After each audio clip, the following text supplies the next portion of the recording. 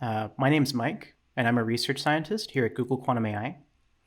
And in this video, I'm going to be talking about work that I did together with my colleagues Craig Gidney, Austin Fowler, and Michael Broughton on estimating overheads for a new type of fault-tolerant protocol called the honeycomb code. Now, before we talk about the honeycomb code, I'd like to say a few things about how expensive quantum error correction is. So error correction is essentially a trade-off of quantity for quality. If we have some target logical error rate that we want to hit, and some physical error rate that we think we can realize in the lab, then what we can do is we can trade very many noisy physical qubits for many fewer encoded or error-corrected logical qubits that hit that target. Now, unfortunately, this trade-off can be pretty steep. In a paper or perspective that we put out last year, we compared the cost of executing a fault-tolerant surface code, what we'll describe as a NAND gate, and a typical classical NAND gate in a CMOS architecture. Now, the right-hand gate costs, it's a few transistors and costs well under a single nanosecond to execute. On the left-hand side, this complicated-looking diagram has a space-time cost of about 10 qubit seconds. This means that the space-time difference between executing a classical gate and a quantum gate is about 10 orders of magnitude. It's pretty tricky to imagine what 10 billion looks like, but to give you an idea of the scale of difference, it's the difference between me taking a single step and me running an entire marathon. Every day for a year for 200 years. It's a lot. The whole promise of quantum computers is that we'll be able to solve certain problems using many fewer of these operations, but the operations themselves are very slow. Fault-tolerant quantum computers are not fast in the sense that their clock speed is not fast.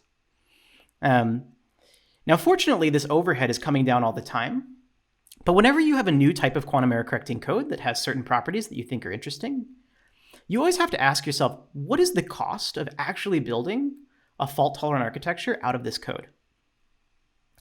So with that in mind, this talk is going to essentially proceed in 3 parts. I'm going to say a few words about the surface code and why it's popular. Surface code is, in my opinion, the most popular quantum error correcting code. Then I'll introduce the honeycomb code, which is a new type of fault-tolerant protocol. Not quite a code, but call it a code for fun. And then we'll talk a little bit about how their overheads compare, and some of the metrics that you can use to, in general, look at 2 error correcting codes and see which one might be better given a certain noise model. So, why is the surface code popular? Well, why is any code popular? Here's a list of 5 desiderata that I would want out of a quantum error correcting code. The first is local measurements. Now, if the measurements are geometrically local, that's great. That means that you can, for example, build this code on a nearest neighbor architecture without too much difficulty. But even if they're not nearest neighbor, so even if they're not geometrically local, you still want each of your checks to only operate on a few qubits at a time. And the reason is that the bigger your checks, the more operations you're going to require to get information about your system. Because these circuits are noisy, the more entropy you're going to inject in your system as you're measuring your checks. So if you want to do low overhead quantum computing, typically it helps if your check operators are pretty small. You want a low qubit footprint. I don't want to trade too many physical qubits for each logical qubit. You want your code to be efficiently decodable. And I don't just mean polynomial time, I mean fast. If you do a simple back of the envelope calculation of a surface code quantum computer running factoring an RSA key, let's say in a superconducting architecture, so pretty fast, it can easily generate a terabyte of information per second of measurement information. So whatever algorithm you're using to take that measurement information and infer what errors are occurring, it better be doing that very, very quickly to keep up with the computer. You want the code to have fault-tolerant gates because you want to be able to manipulate the information. We want to build a computer, not a memory. And it would be nice if it embedded in a plane for those of us that are trying to build quantum computers on chips. Now, the surface code, to varying degrees, satisfies all of these desiderata. So on the right-hand side here, we have a picture of, or a depiction of a surface code. It's a square lattice of qubits that are shown in blue that hold the information. in a non-local way. And interspersed throughout these qubits are typically measure qubits, and they're basically responsible for checking for errors on their 4 neighboring data qubits. So as you can see, the surface code can be laid out on a square lattice. It's 4 local. The measurements require are 4 body operators that you have to measure. That's pretty sparse, although it can be a little bit dense depending on how much crosstalk you have in your system. And it has a low qubit footprint, kind of. The surface code very famously has a very high threshold, which essentially means that it can operate at the moderate to high error rates that we expect to be able to hit in the near to midterm. But it can't be said to have a low qubit footprint given that 10 billion factor overhead that I mentioned earlier. It's efficiently decodable there's a variety of decoders: minimally perfect matching, union find, belief propagation with some post-processing. You can do fault-tolerant gates on the plane by basically taking these patches, splitting them up, and combining them using a type of protocol called lattice surgery. And they, of course, embed on the plane. Each of these little squares you can think of as a single logical qubit. Now, in this talk, I'm going to be focusing on a trade-off between 2 of these parameters, namely locality and overhead. So I can ask myself, what would happen if I demanded a code that was even more local than the surface code? So what if I demanded a code that was too local? I had to measure 2 body operators instead of mediating the interaction of measuring 4 body operators. Clearly, that's the most local I can be. But why would I want to do that? Well, there's at least 2 good reasons. The first is that in some architectures, it's actually conceivable, or maybe even advantageous, to measure 2 body operators directly. So here I'm thinking of generating entanglement with Bell measurements instead of, for example,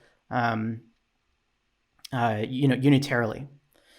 So there's been some work on this, in particular in Majorana type architectures, as well as in superconducting systems. And the second possibility is actually to simplify the syndrome extraction scheme. So being able to lay out a code that is too local will sometimes allow you to naturally embed the code on a sparse qubit lattice. And this can help for things like crosstalk or frequency collision. And there's been a lot of attention on this problem within the error correction literature recently. So unfortunately, it turns out that typically when you want to build a too local code, you have to pay quite a steep error corrective price. The error correction code somehow gets worse. And I think the best example of that is something called the compass code. So the compass code is a very famous code, more colloquially called the Bacon-Shor code. And it's based on the compass model, which is it's a model on a square lattice of qubits where you have XX type interactions between vertically adjacent qubits and ZZ type interactions between horizontally adjacent qubits. Now, the good news about this model is that it has symmetries or stabilizers that you can use to check for errors. They commute with all of these individual checks that you're measuring, and you can learn their value by taking the product of very many of these checks, these 2-body checks. So on the right-hand side here, we have a compass code where the blue circles correspond to data qubits. The yellow qubits correspond to measure qubits that you can use to mediate these 2-body measurements.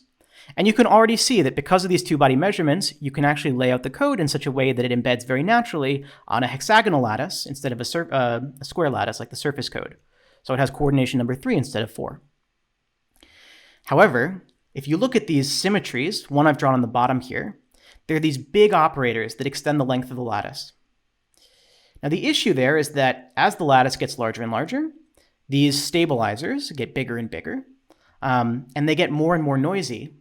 And what happens is this manifests very famously in the Bacon-Shor code failing to have a threshold. And that essentially means that as the lattice is increasing, because these checks, these stabilizers are getting bigger, at some point they kind of become critically too large to give you information about the errors that are occurring. And making the lattice larger after some critical point actually makes your logical error rate worse. Now, this can be okay, depending on whatever this critical point is, but it does to some degree undermine this trade-off of quantity for quality, right? We want to be able to get to very, very low error rates, and this hurts. So with that in mind, let's talk a little bit about the honeycomb code. Now, the honeycomb code is based on, unsurprisingly, the honeycomb model, which up to a local unitary transformation can be expressed in the following way. I have a hexagonal lattice of qubits, each placed on a vertex of one of the hexagons. I can three-color that lattice, so I can three-color the hexagons, red, green, and blue. And to every edge in the lattice, I can associate a color, which is the color of the two hexagons that that edge connects. Now, to every color, I can further associate a poly operator. And in this talk, we're going to associate a poly X operator to the red edges, to red, a poly Y operator to green, and a poly Z operator to blue. Now, what's very enticing about this model as a potential quantum error correcting code is the fact that it has very many symmetries that it can use to check for errors. In particular, if I look at any cycle in the lattice, that cycle is going to commute with all of the two-body check operators, the two-body edge operators that I can measure. For example, I've drawn one here. I've highlighted these red, green, blue, these red, green, and blue edges that form this closed cycle. And you can easily check that this commutes with all of these edge measurements. So in particular, the smallest cycles here are the hexagons themselves. And if I think about the products of the edges around each hexagon, if, for example, I look at the red hexagons, that's a product of green and blue edges. And so that product is going to exactly be a 6-body X-type operator on all of the qubits in the support of that hexagon.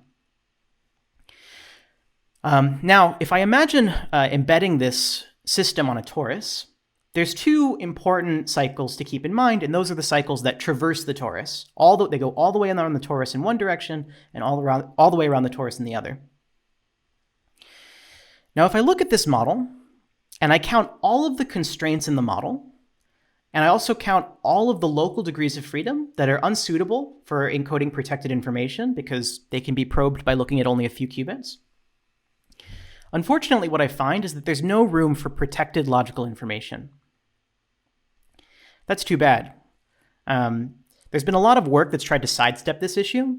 That's included things like kind of expanding the lattice, blowing up the stabilizers in an attempt to find room for logical qubits, poking defects in the lattice in order to, in a defect-based encoding much like the surface code, and also looking at approximate error correcting codes defined in this, in the honeycomb model.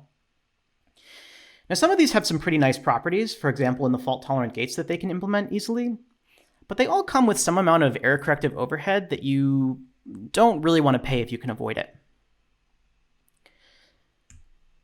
So the honeycomb code is essentially a pretty elegant way to find logical qubits in this system.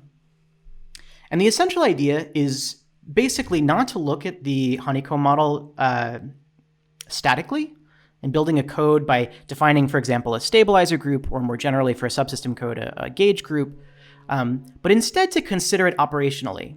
Define a sequence of measurements, and looking at it dynamically, within that sequence of measurements, can I find room for encoded, protected logical information? Turns out the answer is yes. So what are those dynamics going to be? Well, at every time step, I'm going to imagine measuring all of the edges of a particular color. So at time step 1, let's say, I'm going to measure all of the red edges. At time step 2, I'm going to measure all of the green edges. And at time step 3, I'm going to measure all the blue edges. And I'm going to do that cyclically, repeating red, green, blue, red, green, blue. Now, what's nice about measuring these edges in this order is that I learn the values of these stabilizers, these hexagons. If you can, for example, if I look at this blue hexagon, I can learn the value of measuring that 6-body Z-type operator as the product of the edge measurement outcomes of the red edges and the green edges in adjacent time steps. However, what about these long loop operators that traverse the torus? Well, these I don't learn, and that's important. And you can see that because when I measure, for example, if I measure, for example, the red operator, the red edges, and I learn, I've kind of, in some sense, I've completed a part of that measurement.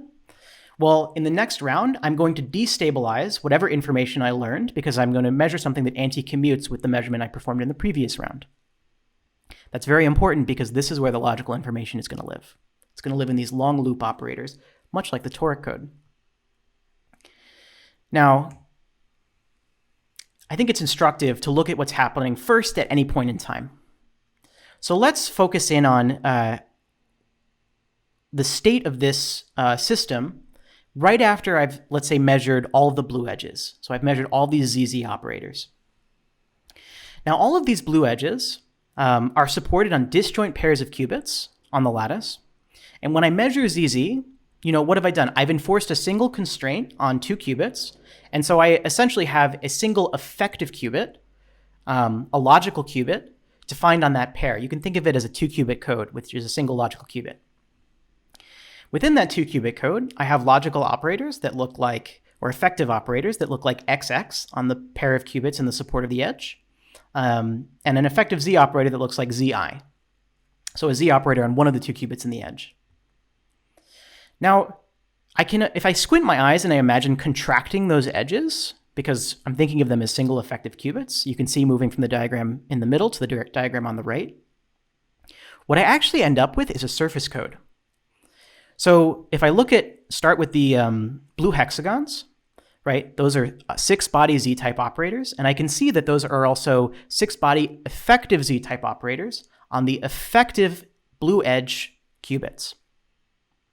If I look at the red hexagons, those have 3 effective qubits in their support, and they apply an effective 3-body X-type operator on those blue edge qubits, effective qubits. If I look at the green hexagons, that's a 6-body Y-type operator. Notice that the effective X operator on this effective qubit can be expressed as YY up to multiplying by the constraint. And so those also apply effective 3-body X-type operators on these effective blue edge qubits. So for those of you who are familiar with surface codes, this is exactly a hexagonal surface code.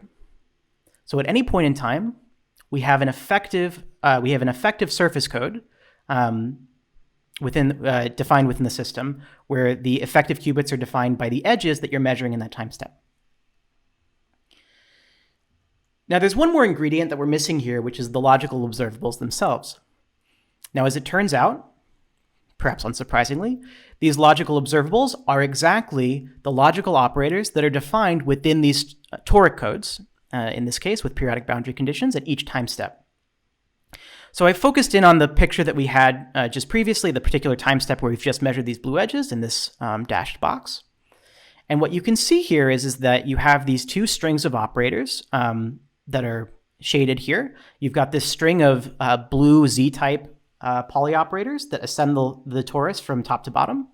And you have this string of red X-type poly operators that traverse the torus from left to right.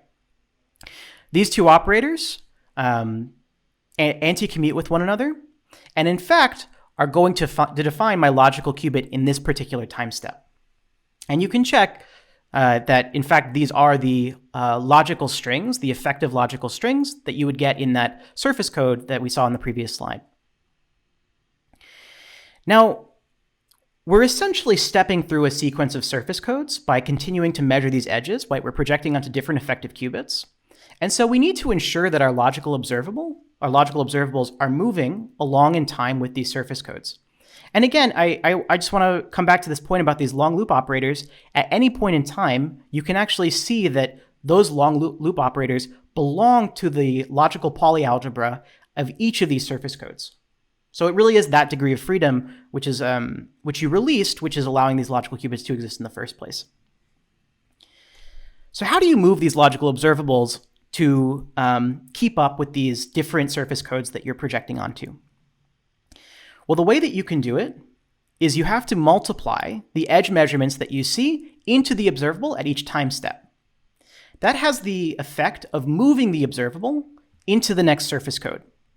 And you can see why this is required. If you didn't do that, if we focus in on this blue string within the dashed box that goes from top to bottom, you can see that by the time we start measuring the green edges, if we never moved this observable, it would anti-commute with those measurements and we destabilize our protected information. Not good.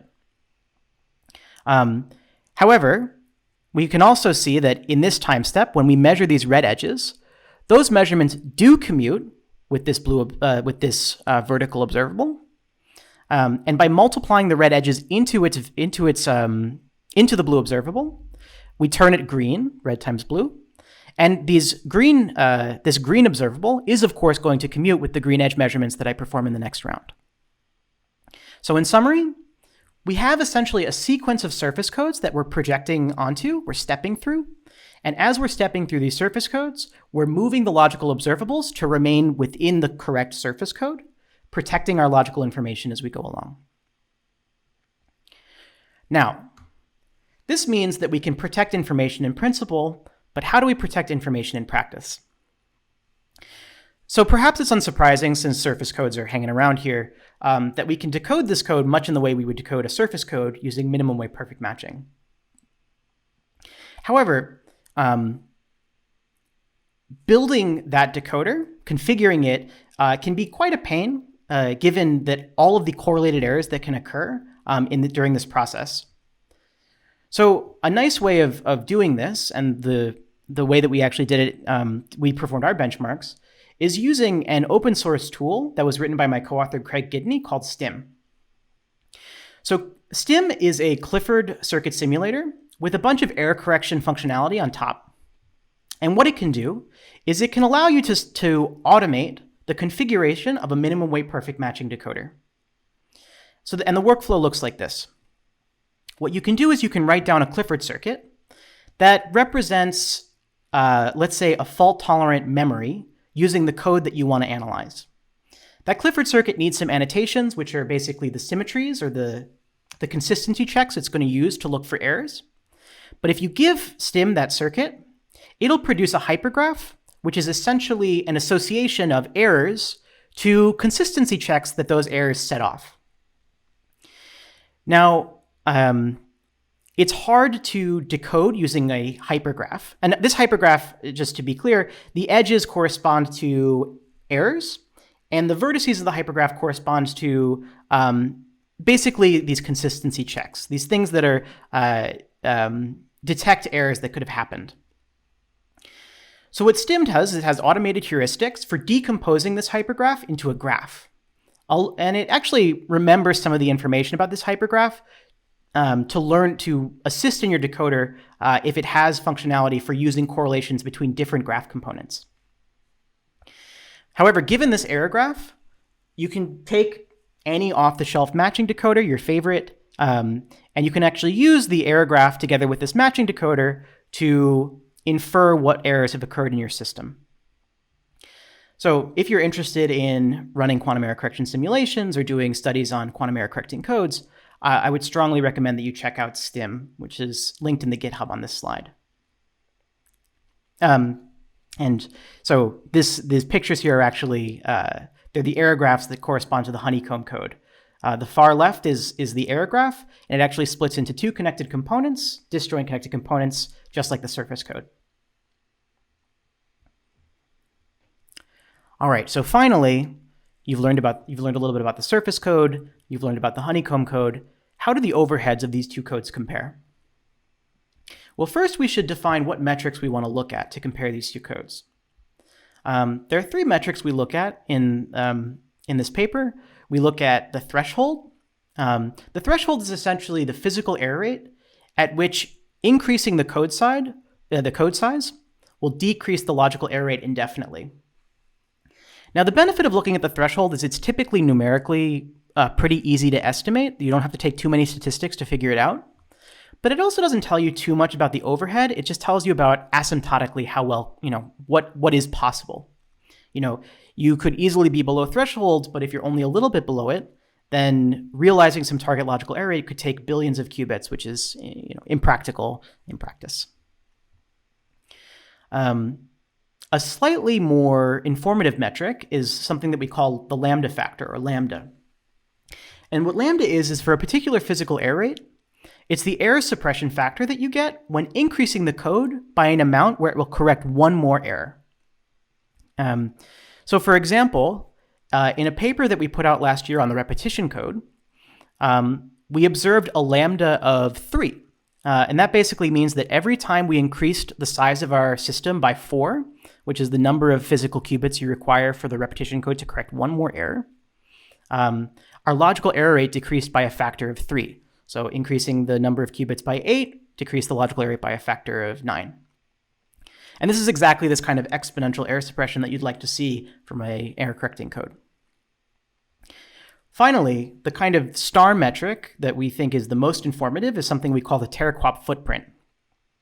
And the Teraquop footprint is, for a particular physical error rate, roughly, it's the number of physical qubits required to reliably execute 1 trillion logical operations. So when we're talking about logical operations here, we're talking about surface code-like codes, where fault-tolerant surface code circuits essentially look like what we call topological diagrams. They're basically the diagrams of these pipes that are splitting and merging and weaving together. And each of these pipes have a space-time volume associated to them. Typically, one of the fundamental units of these pipes is a cube of dimensions d by d by d, where d is the linear length of the surface code. And we think of these as kind of the primitive logical operation, or the primitive component to building these pipes. And so when we say the Teraquop footprint, we mean the number of physical qubits you'd require for one of these primitive d by d by d space-time volumes to be able to execute with a 1 in a trillion failure rate. Why 1 in a trillion? We think that with 1 trillion's worth of space-time volume to be able to build some of these topological diagrams, you can actually execute some of the fault-tolerant algorithms that we eventually want to be able to run on a quantum computer like Shor's algorithm. And just for context, on the right-hand side here is one of these diagrams where each of these gray squares on the top left of the diagram corresponds to one of these logical operations. So we looked at 3 different noise models when we were comparing these two codes. The first we call ST6, or the standard depolarizing model. This is a model that we chose essentially to compare with the rest of the error correction literature. If you're familiar with some of the other thresholds and overheads that you've seen in other papers, this is probably the model that is closest and you would think to compare to. We used a model that we called the superconducting inspired model. This takes the standard model and it makes the measurements longer and noisier, consistent with what we would expect to see in superconducting qubits.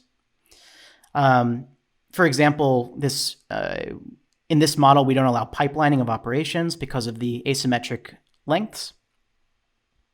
And the final model is what we call the entangling measurement model. This is a model in which we allow ourselves to directly measure 2-body operators.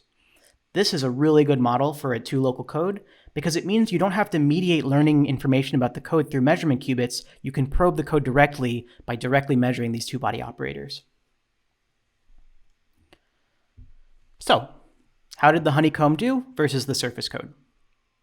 In the standard model, we observed a surface code threshold of about 0.5% to 0.7%. This might sound a little bit lower than what you might be familiar with the surface code. This is essentially an artifact of defining the logical error rate as a function of the logical operation instead of the error rate per round, which we think is a better metric. By comparison, the honeycomb code achieved a threshold that was roughly half the surface code.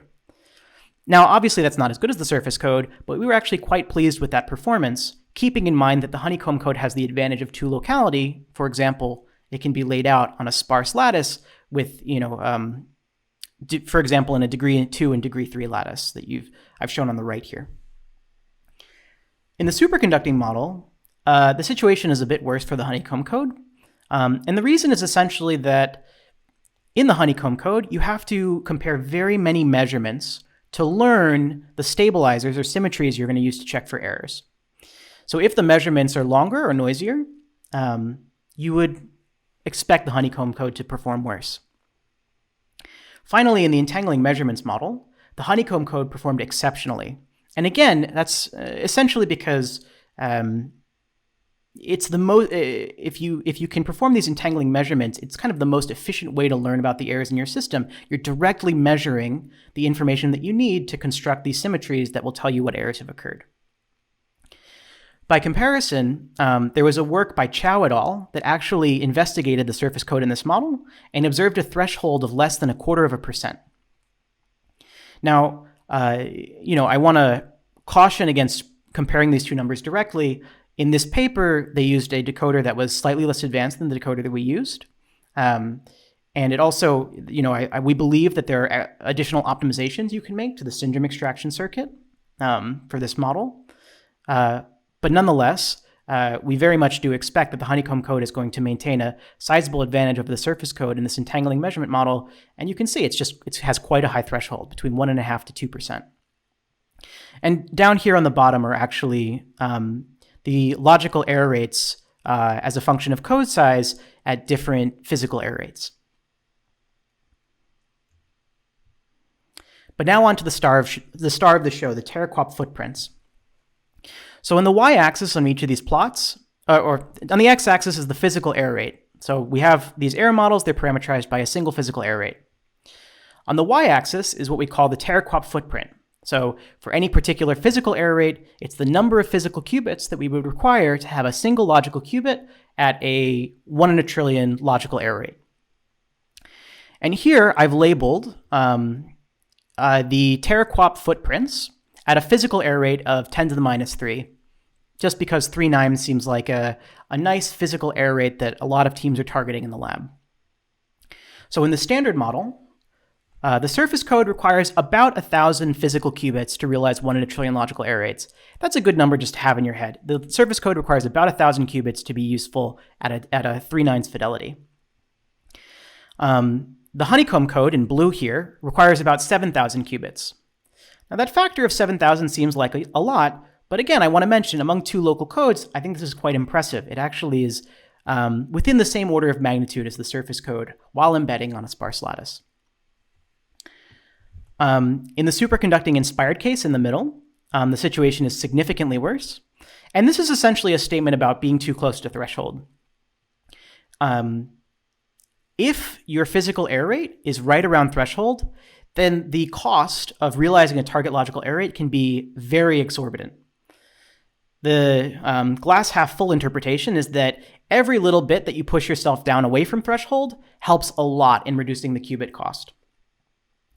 Finally, on the right-hand side here in the entangling measurement model, we only looked at the honeycomb code, and you can see that it's extremely qubit efficient.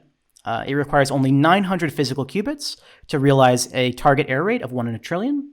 And if you can impose periodic boundary conditions, it requires only 600. And we're hopeful that those numbers can come down even further. Now, I want to mention a paper that came out the same night as ours by Patznick et al. That was looking at the honeycomb code specifically with a tilt towards Majorana-based qubits. So they were particularly interested in this entangling measurement model. And they did do a comparison between the surface code and the honeycomb code in this EM3 model. And what they saw, they were comparing again to this Chow et al. Paper, so the same caveats apply. But they saw a space improvement of 6x, a time improvement of 10x, and so a space-time improvement of 60x when using the honeycomb code versus the surface code in this model. Now again, I don't know if, or I don't expect that improvement will stay that extreme, but we do expect that the honeycomb code will be, competitive, if not significantly advantageous within this model. So let's come back to those desiderata that we saw early in the talk. The honeycomb code has very local measurements. It's optimally local. You can measure the checks too locally and then combine those checks into these stabilizers that you use to check for errors. And for that reason, it embeds naturally in a sparse lattice, which can be useful if you're worried about things like crosstalk. It has a moderately low qubit footprint. In a standard model, it has a pretty competitive threshold with the surface code. And if you allow yourselves entangling measurements, it can have a very, very high threshold. As I mentioned, it's efficiently decodable using minimum wave perfect matching. It's essentially very similar to the surface code in that regard. And I didn't touch on this, but as it turns out, it was shown by Han Hastings in a follow-up paper that you can put boundaries on this code. And in fact, the numerics that you saw is for the code with boundaries. And you can do logical gates much like the surface code using lattice surgery. So it basically inherits all the bells and whistles of the surface code. So to conclude, the honeycomb code is too local, it's advantageous in measurement-only schemes, And even in more standard schemes, it's actually competitive with the surface code while embedding on a sparser lattice. And I just think this is a really exciting idea, these flow-k codes as they call them, which are this new sort of dynamics-focused QEC paradigm, where you don't define a code as a simple stabilizer or subsystem code, but you think about the code operationally or dynamically. You have a sequence of, in this particular case, you have a sequence of codes that you're stepping through in order to preserve your logical information. Now, I definitely think that there are further optimizations that can be done to this code to bring these Teraquop qubit counts, these Teraquop footprint counts down. I certainly think there are more examples of these types of codes. And in fact, I think that as of recording this talk, there was another paper about this just this last week, and I expect there to be more papers soon. So I think this is a fertile ground for quantum error correction research. And I think it would be interesting to explore how the honeycomb code relates to other notions of dynamic quantum error correction that exist, for example, in measurement-based quantum error correction. So in summary, the honeycomb code is super exciting. I'm really looking forward to seeing what comes next for these flow-k codes, and I thank you for your attention.